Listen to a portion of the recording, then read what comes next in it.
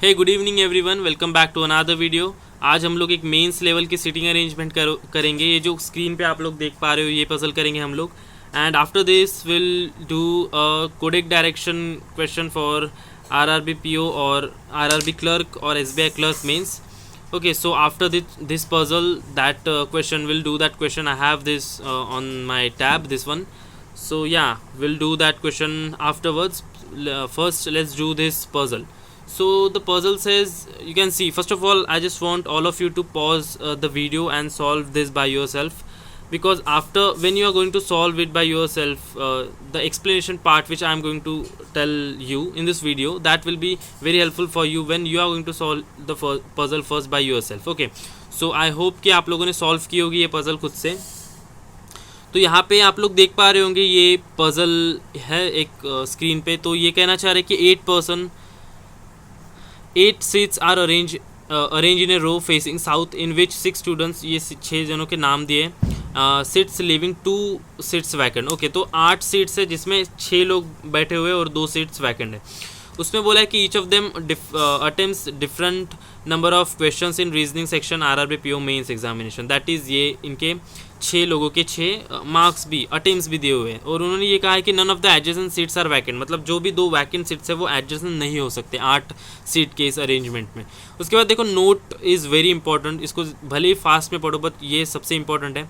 इन्होंने कहा है कि A seat second to the left of B, then A's seat is 2 or 3 or 4 places away from B's seats।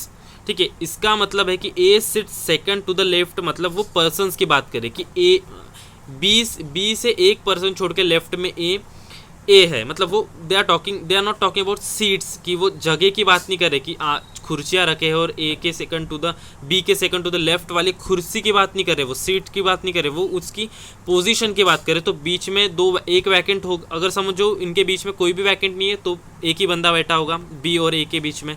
और अगर इन दोनों के बीच में एक वैकेंट सीट है तो इन दोनों के एक वैकेंट सीट आ गई तो 2 सीट्स होगी जिसमें एक बंदा बैठा होगा कोई भी और एक वैकेंट सीट। और अगर 2 सीट्स होगी तो 2 सीट्स वैकेंट होगी तो उसमें होगा कि 2 वैकेंट सीट्स होगी और एक पर्सन, मतलब 3 सीट्स होगी बीच में। तो इस हिसाब से ये लोग कहना चाह रहे हैं, यहाँ पे बोला भी है उसका मतलब वही है। उसके बाद ये कह रहे हैं कि consider here not seats are पर, कहाँ तक थे हम लोग 4 पर भी as per the vacant seats, since we are considering the persons here are not the seats. Okay, so देखो इन्होंने बोला है कि वो कंसिडर करे पर्सन्स को, सीट को नहीं। उसके बाद उन्होंने बोला है कि if A's seats is second to the left of B's seat, then one seats then that one seat between them can be vacant or occupied by a person. देखो अब यहाँ पे सीट सेकंड वाला जो पार्ट था note का, उन्होंने वहाँ पे सीट को कंसिडर किया है, मतलब कुर्सियाँ आप लोग मान लो 3 कुर्सियाँ हैं, लेफ्ट वाले एंड पे ए और राइट वाले एंड पे भी बीच में बीच में एक सीट है, मतलब कुर्सी। अब इस कुर्सी पे या तो वैकेंट भी हो सकता है या तो फिर एक पर्सन बैठा भी हो सकता है। ये इन नोट को जो 2 पार्ट में तोड़ा था, तो ये दोनों ही पार्ट्स का मतलब ये था कि अगर वो सीट के रिस्पेक्ट में बात करें, पोजीशन के रिस्पेक्ट में बात करें, तो वो पर्सन को कंसीडर करके बात करें। और जब वो सीट SEAT वाली सीट की बात करें तो वो बस उन चेयर्स की या फिर वो अरेंजमेंट की बात करें। ठीक है, they don't have to do anything with whether वहाँ पे वैकेंट है या फिर पर्सन बैठा है, बस वो एक सेकंड टू द लेफ्ट बोलेंगे तो एक सीट छोड़ने है आपको और फिर उसको बिठा देना है। ठीक है, ये एक चीज़ ध्यान में रखनी है। बाकी puzzle is not that much hard. हाँ, वो एक मतलब प्रैक्टिस मॉक की पजल है, ये मैंने सॉल्व की थी, सुबह दी थी मैंने मॉक, तो उसकी पजल है। बस इसको आप लोगों को ये नंबर ऑफ अटेम्प्ट्स सेट करने में थोड़ा सा टाइम लगा, बिकॉज वो इधर और वाली केस हो रही थी एक दूसरी पॉसिबिलिटी में, तो उसमें मेरे को थोड़ा टाइम लगा था। बट मुझे भी ज़्यादा टाइम नहीं लगा था, आई गेस कि 380 सेकेंड्स और 390 सेकेंड्स में हो गई थी ये पजल, मतलब करीब 5 मिनट 5.5 मिनट में हो गई थी, जल्दी हो गई थी, लेंदी नहीं है। बस ये एक उसको कंसीडर करने वाली चीज़ थी, वो सीट और SEAT सीट और SIT सीट वाली कंडीशन को। तो शुरू करते puzzle. Roy doesn't attempt 31 question. तो देखो यहाँ पे मैं अपने हिसाब से लिखूंगा कंडीशंस। आप लोग जब सॉल्व कर रहे हो आप बिल्कुल भी अपने हिसाब से नोट करो, बिकॉज इट डजंट मैटर कि आप लोग कंडीशन कैसे नोट कर रहे हो। एट द एंड आप लोग जो नोट कर रहे हो वो आपको समझ में आना चाहिए, बस उतना ही काफ़ी है। ठीक है, तो रॉय डजंट अटेम्प्ट 31 क्वेश्चन, तो लिख लेते हैं रॉय को, मतलब शॉर्ट फॉर्म में लिखते हैं। देखो JRDK ROYEH, तो शॉर्ट फॉर्म में लिख सकते हैं, तो मैं रॉय को R लिखता हूँ, Roy R is not equals to 31, ठीक है। उसके बाद देखो कि Harry seat second to the left of Roy and on the fifth seat from the right end, तो हम लोग हैरी को बिठा सकते हैं। अब देखो मैं सीट्स अरेंजमेंट कर देता हूँ 8 लोगों का, यहाँ पे ये हो सकता है इस हिसाब से 1 2 3 4 5 6 7 8, ऊपर में पर्सन के नाम लिखेंगे, नीचे उनके अटेम्प्ट लिखेंगे। तो मैं और एक पॉसिबिलिटी बना देता हूँ, 1 2 3 4 5 6 7 8। एज ऑलवेज कि मैं जैसे हमेशा बोलता हूँ कि मेंस वाली जब होती है तो 2 पॉसिबिलिटीज़ लेके चलना मतलब इज़ गुड, बिकॉज वो आपका टाइम सेव करेंगे जब हम लोग मतलब एज अ होल देखेंगे जब सॉल्व करते टाइम। बिकॉज अगर कई बार होता है कि हम लोग इसको लेके चलते हैं, फिर जो मेन फिक्स्ड वाली चीज़ थी उसको भूल जाते हैं और फिर हमको पूरी पजल पढ़नी पड़ती है। तो मैं यही रिकमेंड करूँगा कि 2 पॉसिबिलिटीज़ लेके चलो, बिल्कुल भी नुकसान नहीं है जब मेंस की बात आती है, ठीक है। अब देखो उन्होंने बोला था कि Harry sits second to the left of Roy, अभी इन्होंने SIT सीट वाली बात करी है, they are not talking about SEAT seat, तो वो इन दोनों के बीच में एक कोई भी वैकेंट नहीं हो सकता है, या तो एक वैकेंट हो सकता है या तो 2 वैकेंट हो सकते हैं, तो ठीक है। तो इसको और ये बोला कि end on the fifth seat from the right end, वो एंड बोल रहे तो मतलब they are talking about Harry, तो हैरी को फिफ्थ राइट एंड से फिफ्थ वाले सीट पे बिठा देते हैं सबसे पहले, 1 2 3 4 5, तो यहाँ पे हैरी को बिठा देते। अब देखो हैरी से second to the left of Roy बोला है, मतलब Roy seat second to the right of Harry. तो अब देखो यहाँ पे सिर्फ एक ही पर्सन लेंगे तो रॉय यहाँ पे आ सकता है। अगर हम लोग एक वैकेंट लेते हैं यहाँ पे, मतलब एक दोनों में एक वैकेंट एक पर्सन को कंसिडर करते हैं और एक वैकेंट लेते तो रॉय यहाँ आ सकता है, या तो फिर रॉय यहाँ पे भी आ सकता है, 2 वैकेंट और एक पर्सन बैठा हुआ, तो हमको 3 कंडीशंस बन रही है। तो इसको अभी फिक्स नहीं करेंगे, देखते हैं आगे जाके कोई कंडीशन एलिमिनेट हो सकती है क्या, ठीक है। उसके बाद बोला कि questions attempted by Roy is the average of questions attempted by Joy and Ellie, मतलब R is equals to J + E/2, इसका इन दोनों का एवरेज R का अटेम्प्ट है। उसके बाद बोला है कि Ellie who sits on the seat to the immediate left of Roy's seat.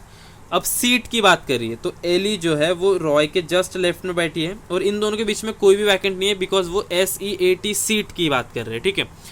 उसके बाद देखो कहाँ तक थे हम लोग, यहाँ तक, there is only 1 seat to the right of the student who attempt 35 question.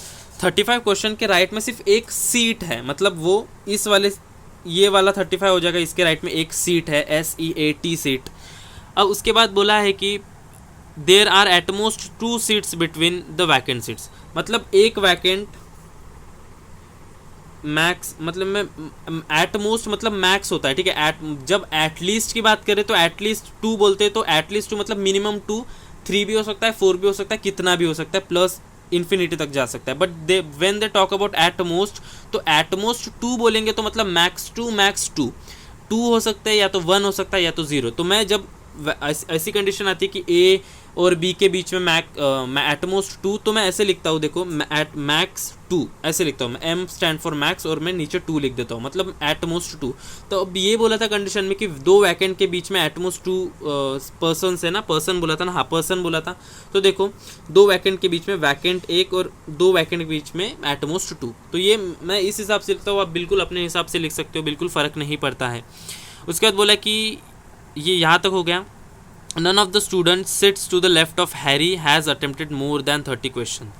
मतलब देखो सबसे पहले मैं अटेम्प्ट लिख देता हूँ इनके 23 25 30, यहाँ पे लिख देता हूँ 23 25 30।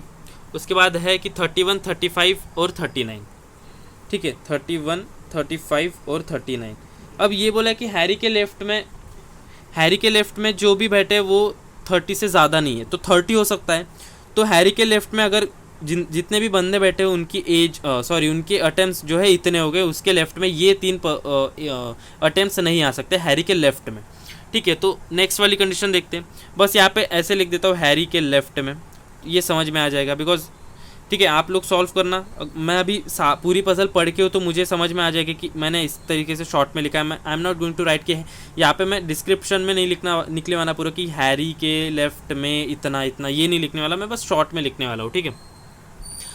उसके बाद बोला है कि the seat which is to the immediate left of the seat of one who attempts 23 question is not vacant. तो देखो मैं इसको कैसे लिखता हूँ, यहाँ पे 23 और जस्ट इसके लेफ्ट में it is not equals to vacant, मैं इस हिसाब से लिखता हूँ, ठीक है। उसके बाद है कि difference between the number of questions attempted by David and Katie is at least 6। मतलब डेविड और केटी का जो डिफरेंस है वो इक्वल्स टू एट लीस्ट 6। मैं ऐसे लिखता हूँ शॉर्ट फॉर्म में, ठीक है। अगर आप लोगों को ये जो शॉर्ट फॉर्म में पसंद आए तो आप लोग यूज़ कर सकते हो बिल्कुल, बिकॉज अभी एग्ज़ाम को टाइम है, तो आप लोग ये इंप्लीमेंट कर सकते हो, अपनी स्ट्रैटेजी बना सकते हो इसको, ठीक है। उसके बाद है कि at least 6 Katie doesn't sit on the seat to the immediate left of Harry's seat. तो यहाँ पे अगर हैरी है तो इसके इमीडिएट लेफ्ट में केटी नहीं बैठी है, ठीक है। केटी को बिठा के क्रॉस कर दिया, मतलब हैरी के जस्ट इमीडिएट लेफ्ट वाली सीट SEAT सीट के सीट बोला है, तो उसके जस्ट लेफ्ट में मतलब यहाँ पे जो है केटी नहीं है। उसके बाद देखते हैं कि यहाँ तक हो गया Harry seat. Neither David nor Katie sits on the seat which is second to the left of the seat one who attempts 25 question. मतलब देखो जो 25 क्वेश्चन यहाँ पे लिख देता हूँ, जो 25 जिसने अटेम्प्ट किया है उसके सेकंड टू द लेफ्ट में, मतलब एक छोड़ के लेफ्ट वाली सीट में यहाँ पे ना तो डी बैठा है या तो के बैठा है। तो ये इतनी सी ही कंडीशंस थी, इसके बाद ये सारी कंडीशन अरेंज करना था। अब मैं बताता हूँ कि आप लोगों को कैसे करना है ये कंडीशन। अब देखो, जब एक शुरुआत में कंडीशन थी कि हैरी, और मैंने लिखी नहीं शायद वो, बट यहाँ पे थी वो कंडीशन कि Harry sit second to the left of Roy. मतलब हैरी जो है एक पर्सन, हैरी और रॉय के बीच में एक पर्सन होना चाहिए, और हैरी लेफ्ट में बैठा है रॉय के। अब देखो, अगर मैं यहाँ पे एक पर्सन बिठा दूँ बिना वैकेंट नहीं लेता हूँ और मैं यहाँ पे रॉय लेता हूँ, बिकॉज देखो रॉय के जस्ट लेफ्ट में ई, तो मैं यहाँ पे ER लिखूँ तो ये कंडीशन सेटिस्फाई कर रही है। बट हो सकता है इन दोनों के बीच में एक वैकेंट हो, तो यहाँ पे मैं एक वैकेंट लूँगा और यहाँ पे E और यहाँ पे R लूँगा, तो ये भी पॉसिबल है। अब देखो, हो सकता है R यहाँ पे भी हो और दो इन दोनों के बीच में हो वैकेंट। अगर मैं दो वैकेंट लेना हो इनके बीच में और R को मेरे को यहाँ लेना है, तो मेरे को E इधर ही लेना पड़ेगा ये वाली कंडीशन से। देखो, मैं अगर R यहाँ लूँ, E यहाँ लूँ, तो दोनों वैकेंट इधर आएंगे। पर हमको बोला था कि दोनों वैकेंट जो है एडजेसेंट नहीं बैठे।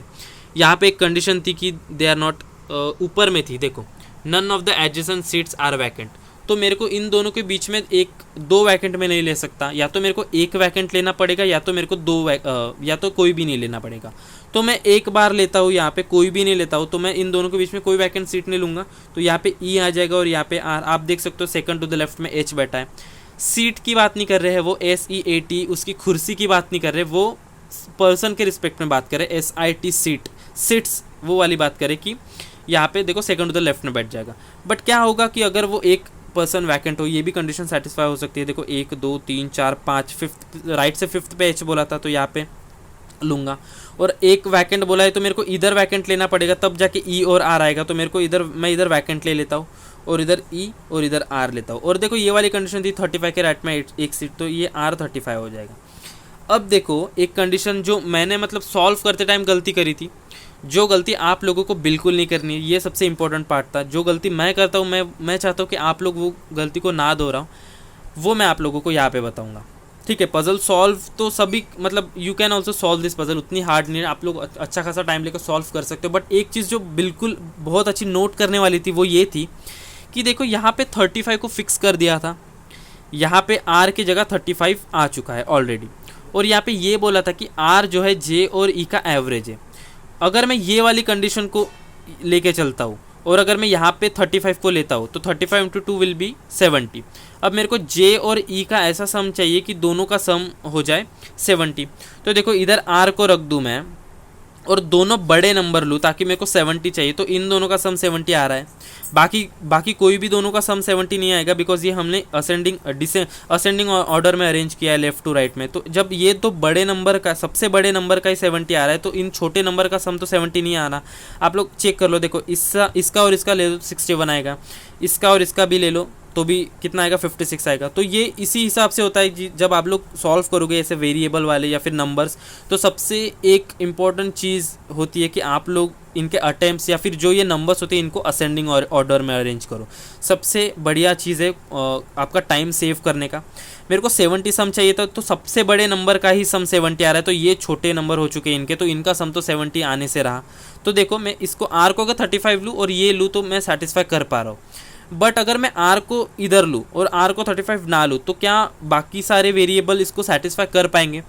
तो देखो मैं सबसे पहले आर को 39 लेता हूँ यहाँ पे, ये वाली कंडीशन के लिए। ये तो सेटिस्फाई कर जा रही है, पर ये वाली कंडीशन आप लोग यहाँ पे ही एलिमिनेट कर सकते हो। कोई भी कंडीशन सेटिस्फाई नहीं कर रही है, बिकॉज ये पजल मैं ऑलरेडी सॉल्व कर चुका हूँ मॉक टेस्ट की। तो इसलिए मैं आप लोगों को बता रहा हूँ कि आप लोग कैसे इसको अवॉइड कर सकते हो दूसरी पॉसिबिलिटी को। मेंस लेवल जब हम लोग एक्चुअल पेपर देते हैं तब भी यही होता है। ऐसी कंडीशन आती है, बस हम लोग उसको नज़रअंदाज करते हैं और बस सॉल्व करते करते जाते हैं और दोनों साइड बाय साइड सॉल्व करते हैं। तो ठीक है, इसको कैसे एलिमिनेट करेंगे। अगर मैं आर को लूँ 39, तो R into two should be equals to J plus E. तो आर इंटू टू इसको लूँगा आर, तो R into two will be 78। अब मेरे को जे और ई का सम 78 चाहिए।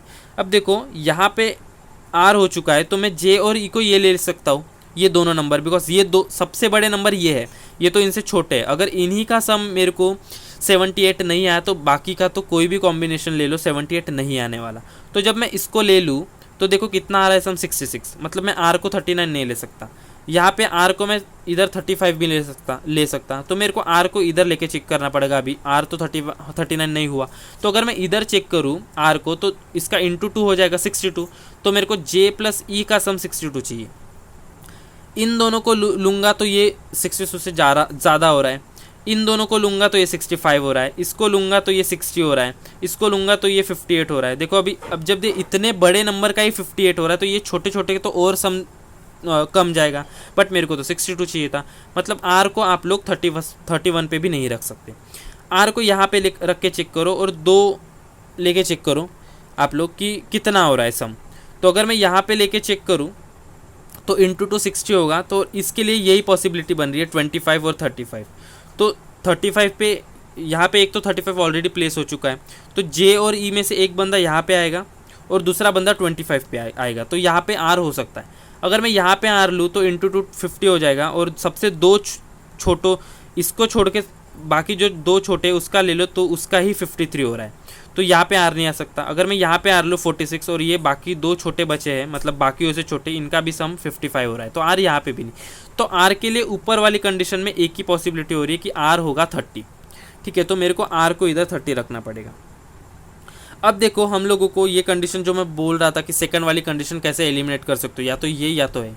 तो ये अब देखो मैंने इसको आर को फिक्स कर दिया कि आर होगा यहाँ पे 35, और यहाँ पे भी आर की ये अटेम्प्ट फिक्स हो चुके हैं आर 30। जब हमारे वेरिएबल सारे फिक्स हो जाएंगे तो हम लोग उसके मतलब इनके अटेम्प्ट्स फिक्स हो जाएंगे, तो इनका जो वेरिएबल है हम लोग उसको रख सकते हैं वहाँ पे। तो इस हिसाब से जब एक कंडीशन मैच नहीं करेगी, जैसे ये वाली कंडीशन हो या फिर ये एच के लेफ्ट में बोला था कि छोटे वाले ये आना चाहिए 3, ये ना हो, तो ये वो कंडीशन ऑटोमेटिकली एलिमिनेट हो जाएगी। अब देखो ये 2 कंडीशन हो चुकी है। अब इनको एक एक करके चेक करेंगे, दोनों साइड बाय साइड पूरा सॉल्व करते नहीं चलेंगे। एक कंडीशन जो पकड़ी यहाँ पे चेक करी, वही कंडीशन को यहाँ पे चेक करेंगे। ठीक है, एक ही को लेके नहीं बनाना स्टार्ट करेंगे। अगर कोई ही कंडीशन मतलब वायलेट हो चुकी तो एक कंडीशन ड्रॉप कर देंगे और फिर दूसरे वाले को बनाना स्टार्ट कर देंगे हम लोग। अब देखो ये हो चुका है हमारा 30, और जे और ई का सम चाहिए। जे और ई के लिए ये वैल्यू आ रही थी, मतलब 35 और 25। ठीक है, जे और ई के लिए तो इधर ई आ चुका है, तो जे को इधर ही रखना पड़ेगा, तो जे यहाँ पे। और जे जब 35 हो चुका है तो 25 को मेरे को इधर रखना पड़ेगा। अब देखो आर के लेफ्ट में जो भी था वो 30 से ऊपर नहीं था, 30 हो चुका है। तो आर के लेफ्ट में कितने 2 ही एज है छोटे। तो इस इधर इनमें से एक को आप लोगों को डेफिनेटली रखना पड़ेगा, एक को डेफिनेटली आपको वैकेंट रखना पड़ेगा। आप दोनों वैकेंट नहीं रख सकते, बिकॉज दोनों वैकेंट को रख दोगे यहाँ पे तो एक 23 आ सकता है, और यहाँ पे हाँ दोनों वैकेंट रख सकते हो। ठीक है, बट अगर आप लोग एक वैकेंट इधर रखो और एक वैकेंट को इधर रखो तो देखो मैक्स टू मैक्स 2 चाहिए थे। अगर एक वैकेंट यहाँ रखोगे तो 1 2 3 4, और दूसरा वैकेंट मिनिमम लेके यहाँ पे भी रखोगे तो 4 पर्सन हो जाएगी। मतलब इसका मतलब ये है कि एक पर्सन को यहाँ रखना पड़ेगा और 2 वैकेंट को यहाँ। अब जब 2 वैकेंट को यहाँ रखने की बात आ रही है, और हमको शुरू में बोला गया था कि दोनों वैकेंट एडजेसेंट नहीं है, तो एक वैकेंट को यहाँ रखना पड़ेगा, एक वैकेंट को यहाँ रखना पड़ेगा, और एक पर्सन को इधर रखना पड़ेगा। अब एक पर्सन इधर आएगा, एक पर्सन इधर आएगा, और एज के लेफ्ट में जो है 30 के अबव नहीं थे, 30 हो चुका है, 25 हो चुका है, तो यहाँ पे होगा, ये दोनों हो चुके, तो यहाँ पे 23 बचा है, जो 23 यहाँ पे आएगा। तो 23 को इधर रखते ही ये कंडीशन गलत हो जा रही है। देखो 23 के जस्ट लेफ्ट में वैकेंट नहीं था, तो 23 के जस्ट लेफ्ट में वैकेंट आ रहा है। तो ये मैं बोलना चाह रहा था कि कैसे आप लोग एलिमिनेट कर सकते हो। तो इसको काट देंगे, एक ही कंडीशन थी ये जिससे हम लोग सॉल्व करेंगे। अब आप लोग देखो कि यहाँ पे एक वैकेंट हो चुका है, अब हमको जब दूसरा वैकेंट प्लेस करने की बात आती है तो मैक्स टू मैक्स टू थे, तो राइट में यहाँ पे वैकेंट आ सकता है और एक छोड़ के यहाँ पे भी वैकेंट आ सकता है, यहाँ पे भी एक दो, यहाँ पे वैकेंट नहीं आ सकता। मतलब यहाँ पे एक पर्सन को कंफर्म आपको रखना ही है, ठीक है। तो वैकेंट यहाँ यहाँ या यहाँ आ सकता है। अब देखो, अब बाकी कंडीशन देखना स्टार्ट करते हैं हम लोग कि कौन सी कंडीशन बच रही थी। जितने भी कंडीशन हो गए उसको काट देता हूँ। यहाँ पे जब R35 आ चुका है तो दोनों का सम कितना था 70, तो ये हो रहा था। मतलब J और E जो है वो 31 और 39 है, तो ये भी काट देता हूँ। और ये वाली कंडीशन बची और ये वाली कंडीशन बची, ठीक है। अब देखो आप लोग, H के बगल में 30 हो सकता है, एटलीस्ट 623 के बगल में नहीं हो सकता है। अब देखते हैं कि कौन सी कंडीशन बन रही है हमारी। किसको रख सकते हैं हम लोग, HERJED, D और JE। 3% हो चुके हैं, 3% बचे थे हमारा J, D और K, ठीक है। K यहाँ पे नहीं था, H के लेफ्ट में जस्ट K नहीं था, कि यहाँ पे एक कंडीशन है कि H के जस्ट लेफ्ट में K नहीं था, ठीक है। H के लेफ्ट में जब K नहीं था, और देखो एक वैकेंट यहाँ पे, हाँ अब एक कंडीशन देखो, अगर मैं वैकेंट को यहाँ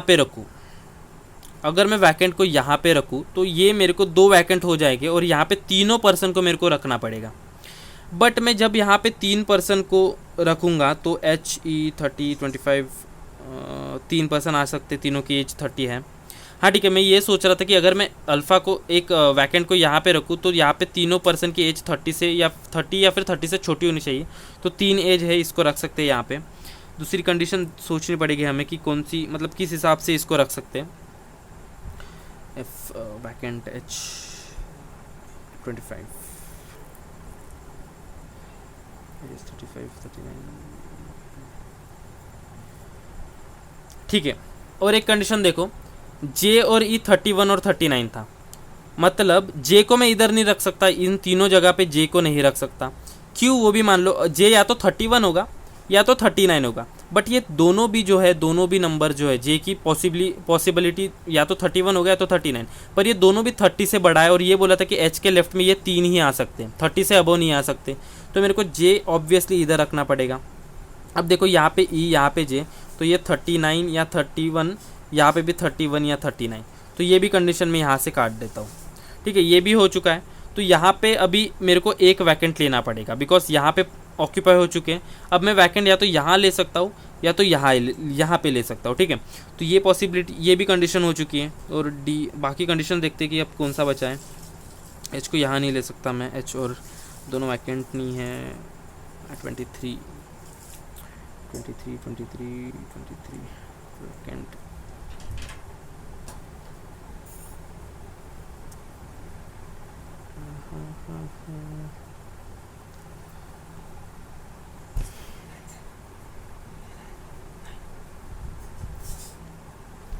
तो देखते हैं दूसरी कंडीशन और कि कहाँ से सॉल्व कर सकते हैं हम लोग। HER, तो इधर D और K ही बचे, हमारे 2 ही वेरिएबल बचे, या तो D, देखो HERJ 4% हो चुके, D और K बचे, तो K को मैं इधर नहीं रख सकता बिकॉज H के जस्ट लेफ्ट में K नहीं था, और मैं K को इधर नहीं रख सकता, तो K को इधर या इधर रखना पड़ेगा।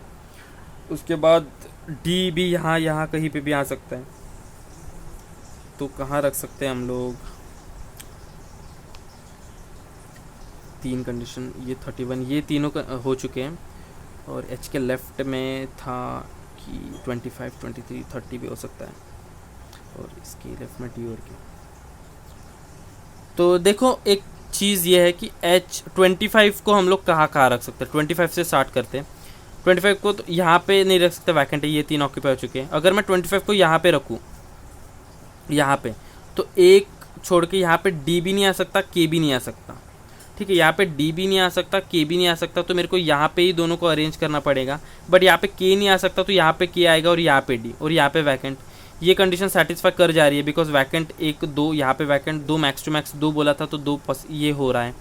अगर मैं 25 को यहाँ पे रखूँ तो कुछ कंडीशन बन रही है क्या। 25 यहाँ पे आ जाएगा, तो अब देखो अगर मैं 25 को यहाँ रखूँ तो हो रहा है।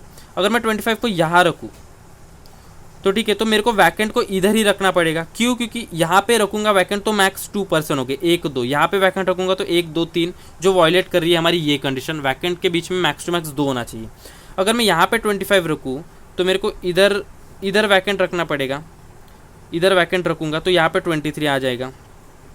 तो यहाँ पे भी अगर जब मैं 25 को यहाँ रखूँ तो भी मेरे को इधर वैकेंट आ रहा था, 25 को यहाँ रखूँ तो भी वैकेंट इधर ही आ रहा था। ठीक है, मान लेते 25 को इधर रखते हैं हम लोग, 25 को इधर रख रहे तो मेरे को वैकेंट को इधर ही रखना पड़ेगा। तो वैकेंट को इधर रखना पड़ेगा, फिर 23 आएगा। 25 को इधर रखेंगे तो वैकेंट को इधर रखना पड़ेगा। ठीक है, तो वैकेंट के लिए 2 पॉसिबिलिटीज़ बन रही है, ये भी बन रही है और ये भी बन रही है। तो देखते दूसरी कोई कंडीशन देखते कि कहाँ से पॉसिबल हो रहा है। डी और के बीच में 6, डी और के बीच में मैक्सिमम 6, H25। ठीक है, एक कंडीशन ये बन रही थी, देखो डी और के बीच का डिफरेंस जो है एटलीस्ट 6 होना चाहिए। और डी और के लिए ये 3 ही वैल्यू बची है। यहाँ पे डी, के और एच आएगा, बिकॉज ई आर जे तो सेट हो चुके हैं यहाँ पे। तो मेरे को डी और के 2 ऐसे वैल्यू चाहिए जब डिफरेंस 6 आएगा। अगर मैं डी और के को ये 2 लूँ, कोई भी डी और कोई भी के, तो यहाँ पे डिफरेंस 2 आ रहा है, तो ये पॉसिबल नहीं है। अगर ये लूँ 2 डी और के में से कोई भी 25 और डी और के में से कोई भी 30, तो यहाँ पे भी डिफरेंस आ रहा है 5 का। तो मेरे को डी और के को यही लेना पड़ेगा, डी और के को ये दोनों वैल्यू लेने पड़ेगा, तब जाके 7। तो एच के लिए 25 बच रही, तो एच यहाँ पे फिक्स कर सकते हैं हम लोग। देखो, तो जब यहाँ पे 25 फिक्स किया मैंने, तो डी के सेकंड टू द लेफ्ट में, मतलब 25 के सेकंड टू द लेफ्ट में यहाँ पे ना तो डी आएगा या तो के। तो जब डी भी नहीं आ सकता, के भी नहीं आया, तो इसको वैकेंट कर दो।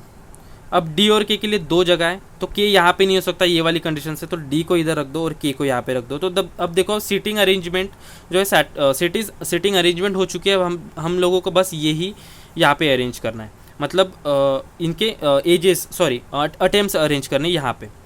अब देखो यहाँ पे एक कंडीशन ये थी, 23 के जस्ट लेफ्ट में वैकेंट नहीं होना चाहिए। तो यहाँ पे बस 23 और 30 बचा है। अगर मैं 23 को इधर लूँ तो 23 के जस्ट लेफ्ट में वैकेंट आएगा, तो यहाँ पे 23 नहीं हो सकता, तो 23 को इधर रखता हूँ। अब बचा था 30, तो 30 को इधर रख देता हूँ। तो देखो ये एक पज़ल है, थोड़ी सी अच्छी पज़ल थी, तो मुझे लगा कि आप लोगों के साथ शेयर करना चाहिए। अगर पज़ल अच्छी लगी हो, अप्रोच अच्छी लगी हो, तो आप लोग लाइक कर सकते हो यहाँ तक आ गए हो तो। और अगर यहाँ तक आ गए हो और नए हो चैनल पे, तो you can just subscribe and hit the bell icon. उसके बाद एक कोडेड डायरेक्शन वाला क्वेश्चन जब मैं बोल रहा था उसको, अब देखो वीडियो बहुत बड़ी हो चुकी है, मैं 2 दिन से बोल रहा हूँ, बट वो पॉसिबल नहीं हो पा रहा है। एक्चुअली कोडेड डायरेक्शन का क्वेश्चन है मेरे तरफ, मैं इस बार झूठ नहीं बोल रहा। देखो यहाँ पे नीचे करके ये कोडेड डायरेक्शन का क्वेश्चन है, बट 27 मिनट की वीडियो हो चुकी है और फिर 30 मिनट के आसपास जब होता है तो ऑटोमेटिकली वीडियो कट हो जाती है। तो एक काम करते हैं हम लोग, वीडियो को यहाँ पे एंड करते हैं। आप लोग ये देख लो, आप खुद से ट्राई करो। मैं एक काम करता हूँ, कल सुबह या फिर आज रात में लेट में, जैसे 10 साढ़े 10 11 बजे के आसपास ये अपलोड कर दूंगा मैं। बिल्कुल 1-2 मिनट का ही लगेगा, बहुत ईजी सी, ये उसी मॉक की थी, बट थोड़ा सिंपल था, बट ऐसी आती है मीन्स में, तो ये अपलोड कर दूंगा। बट फ़िलहाल के लिए तो यही थी पज़ल, अच्छी थी, मेरे को अच्छी लगी। तो आप लोगों को पज़ल कैसी लगी और कहाँ पे कौन से टाइप के पज़ल में दिक्कत आ रही है, वो नीचे कमेंट करके बोल दो। और वीडियो पसंद आ गई हो तो लाइक कर सकते हो, और चैनल पे नए हो तो शेयर सब्सक्राइब कर सकते हो। और एंड इफ़ यू थिंक कि the video was worth it, कि आप लोगों का टाइम वेस्ट नहीं हुआ, तो you can share it with your friends too. ठीक है, तो ख़त्म करते हैं वीडियो को। रात वाली वीडियो में मैं डेफिनेटली कोडेड डायरेक्शन जो मैंने क्वेश्चन दिखा दिया है, देखो है मेरे पास क्वेश्चन टैब, मैंने इसको कॉपी करके रखा है यहाँ पे, तो मैं ये कर दूंगा अपलोड। ठीक है, डोंट वरी। तो ठीक है, नेक्स्ट वीडियो में मिलते हैं, तब तक के लिए अच्छे से प्रिपेयर करो, करंट अफेयर रिवाइज करो। मिलते हैं रात वाली वीडियो में। ठीक है, बाय। सो अच्छे से प्रिपेयर करना, ठीक है सब लोग, बाय।